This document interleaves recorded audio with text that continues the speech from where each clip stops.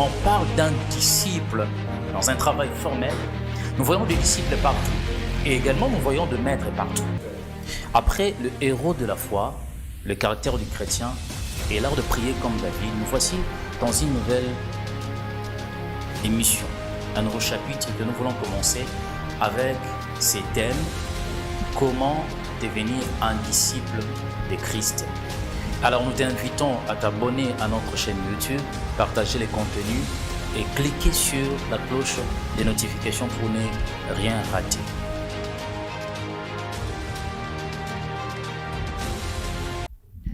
Alors, comment devenir un disciple de Christ?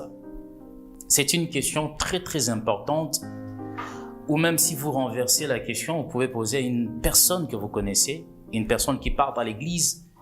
C'est qui un disciple de Jésus? Ça semble être une question dérisoire, facile, mais c'est difficile à répondre. Car plusieurs d'entre nous partent à l'église chaque dimanche, chaque jeudi, chaque mardi pour certaines églises. Mais si vous demandez à une personne qui est un disciple de Christ, il est difficile, des fois pas facile, de recevoir une réponse concrète, une réponse qui est biblique. Mais qu'est-ce qu'un disciple? Comme nous sommes en train de parler sur les disciples. Alors, qu'est-ce qu'un disciple? Une définition biblique nous dit qu'un disciple, c'est ce qu'on appelle en grec un mathetes. Un mathetes signifie un apprenti, quelqu'un qui apprend, quelqu'un qui est instruit, qui est sous responsabilité d'une personne pour lui apprendre des choses. Peu importe les domaines, vous savez, il y a des disciples partout. Un mécanicien a son disciple, un charpentier a son disciple, un ingénieur a ses disciples. Des personnes qui sont tout autour de lui, qui apprennent un métier, qui passent des moments avec son maître, avec leur maître, pour apprendre un travail quelconque.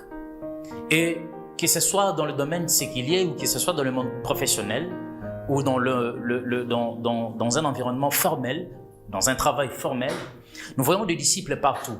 Et également, nous voyons des maîtres partout. Dans la pratique, on parle d'un disciple, un élève, quelqu'un qui doit apprendre quelque chose. C'est un élève. Souvenez-vous, au début du ministère de Jésus, lorsque vous lisez Luc chapitre 6, verset 12 à 13, la Bible dit que quand le jour parut, il appela ses disciples et il en choisit 12 auxquels il donna le nom des apôtres ou d'apôtres. Christ, Jésus, notre maître, a choisi les disciples qui devaient rester avec lui. Mais ça, c'est au début de son ministère. Mais lorsqu'il a fini son ministère, son temps de passage sur ces terres, avant d'aller vers le Père, Jésus-Christ a laissé également une sorte de mission à ses disciples, une recommandation. Lorsque vous lisez Matthieu chapitre 28, déjà à partir du verset 19, vous lisez là où il est écrit « Allez, faites de toutes les nations les disciples ». Il ne pouvait pas demander à ces gens, à ces personnes d'aller faire de toutes les nations les disciples sans pour autant que eux-mêmes ne soient des disciples. Il était sûr de ce qu'il avait investi dans ces personnes. Il était sûr de ce qu'il avait mis dans ses disciples pour qu'à leur tour, qu'ils fassent de même.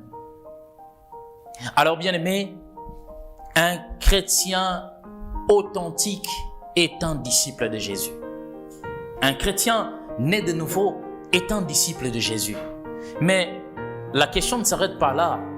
La Bible dit que nous devons être des disciples et des disciples accomplis.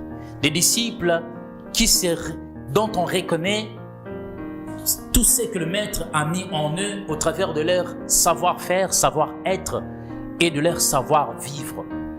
Alors, j'ai lu dans la parole de Dieu, j'ai compris qu'il y a 3 éléments essentiels qui entrent en jeu lorsque nous parlons des disciples ou lorsque nous parlons de la relation qui est entre les disciples et le Maître.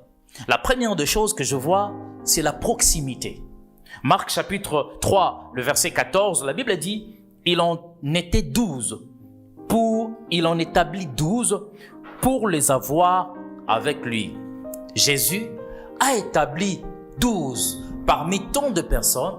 Jésus a choisi un certain nombre de gens. Au travers de ces gens, il a eu assez du temps avec eux. Il a pris assez de moments, assez d'espace avec eux pour les apprendre, pour être avec eux. La première des choses que j'aimerais que vous puissiez retenir, c'est que lorsqu'on parle de la relation entre disciples et maîtres, c'est la proximité. Vous savez, il est important que nous puissions développer la proximité avec notre maître. Notre maître, quand je cite le maître, comprenez que notre premier maître, c'est d'abord Jésus-Christ. Un disciple est reconnu par sa proximité. Et la proximité, tant que chrétien, vient par la prière.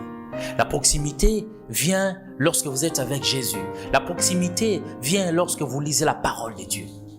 C'est à ces moments-là que vous êtes à tout près de votre maître. Vous ne pouvez pas apprendre de votre maître tout en étant loin. Il est impossible. Voilà pourquoi Dieu nous recommande toujours d'être avec lui, de nous approcher de lui par la prière ou par autre manière. Par la prière, par la méditation, par les rassemblements, la fraternité, la communion fraternelle. Ces choses vous permettent de pouvoir être non loin de votre maître. Bien-aimés, quelle est la dernière fois que vous avez eu assez du temps ou seulement vous avez eu du temps avec votre maître? Parce que c'est ce qui détermine que vous êtes un disciple. Si vous êtes loin de votre maître, en tout cas, vous n'en êtes pas eu un. Si vous donnez plus de temps à autre chose qu'à être tout près de votre maître, en tout cas, c'est difficile de dire que vous êtes un disciple. Si vous n'avez pas assez du temps à passer avec celui que vous appelez votre Seigneur, c'est difficile que vous puissiez être appelé un disciple de Jésus.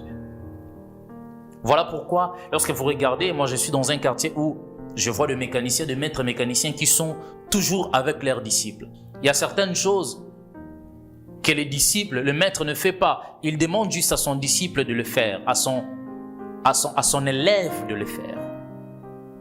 Et nous allons voir dans la Bible, il y a un certain moment, Jésus, le maître, a envoyé ses disciples à faire certaines choses parce qu'ils étaient en train d'apprendre. Êtes-vous un disciple de Jésus?